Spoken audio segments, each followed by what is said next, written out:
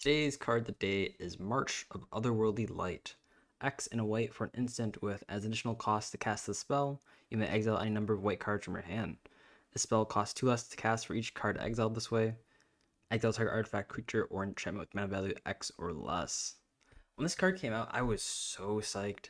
I was just like, it's white's time to shine. And this is being a big fan of like just mono white in general. Um, it's cool to have other colors in there, but like I feel like having that mono in there makes it such a big deal because you're definitely, I guess, sort of need to find some way to scrunch around some sort of advantage or a way to actually, win. And this is in regards to EDH. This definitely felt like a push in that direction, at least to say the least. Um, and that's because this card was one of those cards where I was just like, yeah, that's what they were talking about. I think at one point Maro or Mark Rosewater, I think, he was like, yeah, White can exile anything, and it's been like years before White got like a decent spell that wasn't like enchantment based that could actually exile anything, or actually exile something efficient. And mind you, this could exile potentially, not really ever. Kind of think of it efficiently, but like it could get rid of anything and it was an instant, which is a lot better because it means that the thing that it's exiling is going to be gone for good. It's not a temporary thing like a vanishing light or something like that. This was just gone for good. Cold stop.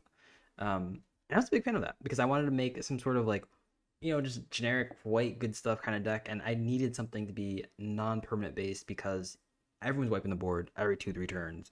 Everyone's doing something with some sort of permanent. I just wanted to be gone off the with the stack, right?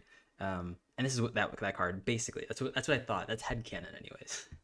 Now playing it, this card is kind of mediocre when it comes to I think most environments. I think this card is best when people don't really expect it, and when I guess I don't know if I'm saying it correctly, but like I think this card is better in situations where you can accrue a lot of advantage. So of course in standard, this is when you combine it with some sort of control strategy where like you can get enough cards where the exile part isn't that bad of an issue. You can definitely use it as sort of a tempo swing when you pay X is like 0 or something like that and exile some other cards. Or on the other hand, you can make it so that this is sort of just a trade even because you always have to pay one more than what they paid for it. And so that can be a little rough because if you're playing in standard, it's like, well, now you have to be a turn behind basically, right? You're always playing a little behind. And I think that's sort of the same situation in EDH, although it's a little bit different. In EDH, you can definitely just like pull your punches. Like people won't like access too often unless you're playing a little more non-casual, but like people won't do things too crazily and that like you're not gonna die from aggro.